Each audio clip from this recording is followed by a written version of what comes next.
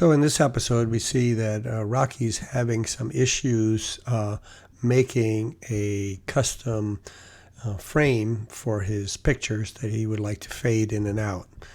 He has multiple colors on his frame, and he would like for it to fade in. So we'll take a look at today how he can accomplish that, and most importantly, to make it use it again and again, as he says. Save it for reuse over and over. So here's how we would do that. I have downloaded 2 images of wood because I'm not very clever as a creative artist. And I will start with the dark wood here as my outer frame. And I will go into transform. I like to keep these kind of collapsed because then it's easier to see the overview. And I will scale them. Now I'm going to disconnect. When they're connected, I scale both sides at the same time. I guess for the outer frame, that's okay. So I'm just going to make it a little bit bigger. And then that's fine. Now I will add the light wood above that. And in this case, I'm going to disconnect the lock, and I'm going to kind of reveal the inner and outer ones at the same time. And I just want a thin frame there like that. And then I will stretch this out and this out. And so what we need to do is punch a hole in here where we can display our picture down below. And the way we do that is simply by selecting these 2, right-clicking, and creating a compound clip. We'll give it a name, custom wood frame. Okay. Now that condenses those 2 lines onto one. Now I'm acting on both of them at the same time. Unfortunately, I double-clicked on them. I didn't mean to do that. You switch between the main timeline such that, but if you need to do any detail work inside, because you didn't align the frames or whatever, then you can simply go and go into it and do some work. So this is how you switch between a compound clip and the main timeline. But what we wanted to do was to add the mask that we're going to use. And we're just going to use a rectangular mask. And if we scale it up, we can see that it covers the picture, which is, so we want the opposite. And that is down below here in the invert mask. You click invert mask. So now the outside is. At this point, we could use the scale, but that's X and Y at the same time.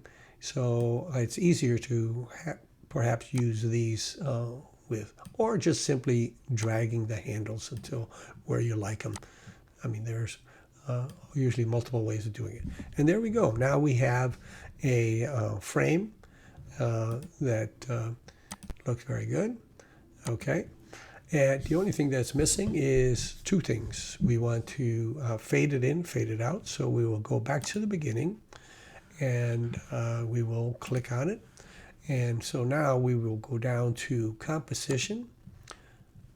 Oh, okay. Look at this. I'm sitting on the mask. I'm trying to act on the mask. In this case, I want to act on the actual video. So I have to go back to basic. And we're done with the transform part of it. So we will use the composition. This is where we find our opacity. And we're here at the beginning, so we want to make the frame invisible. So to make it transparent, we reduce the opacity. And we then just click the keyframe. So that's the way it is. And let's go up to about the 4-second mark. And then we will simply reverse it, it'll be 100%. And now we'll fade it in. So here we go. And there's our wooden frame fading in, and it's perfect. The only thing missing now is to make this reusable many times in future projects, as well as putting it into other places. And we can do that simply by making it a template, a custom template, in fact. And we click templates on the top, we click mine, and we go into custom. And I made one before here practicing, so I'll just delete that one for now. And I'm going to show you here how to make a new custom one, save custom. And there's our new custom. And I made one critical mistake right here. And that's good that you saw that. You don't want anything on the timeline other than what you want in the template. I forgot to delete this picture here. And by the way, if you're using version 14, make sure you don't have ripple turned on, because if you hit delete, you delete both. So we do Control Z to bring it back. We disconnect that. And it may be the same thing in version 13 if you have ripple turned on, because this is the new ripple. But anyway, I turned off the magnetic timeline or track, and now I can delete that particular one. And now I only have one thing on here. Let's delete this one because we didn't necessarily want that picture in there. And let's just click Save as Custom again. Now we have our custom wooden frame as a template. This will load every time we create a new project, and you can even use it multiple times within the same project.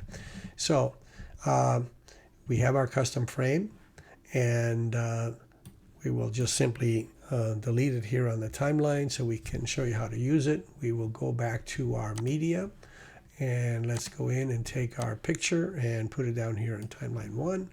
And then to apply this, we can drag it down and place it.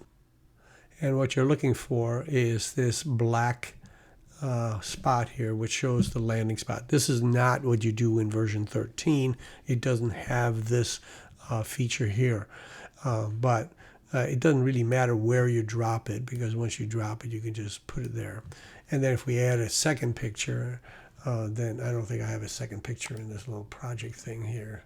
So I can't really do that. But anyway, you could in the templates add it more than one time. So here we have, and let's just assume that this is another place where we want to use that. So you can add it as many times as you want. That makes it reusable, making it a template. And that's it. Yeah, let's just play it one time to show that it actually does work. And there we go. Nice fade in. Okay, that's it.